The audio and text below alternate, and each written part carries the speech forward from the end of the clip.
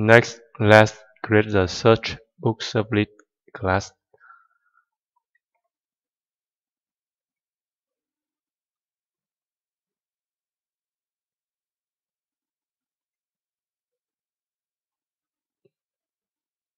Here, create the Java servlet under this package.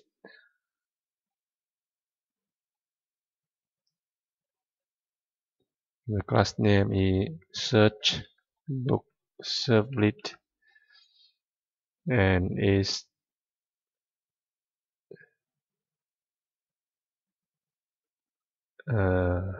superclass is by servlet. Next, edit the URL mapping is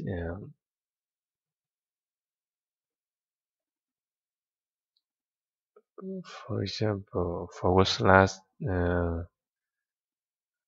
/search.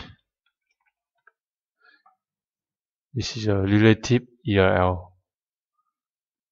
for the servlet that handles request for search function. Next, we implement only the do get method. Finish.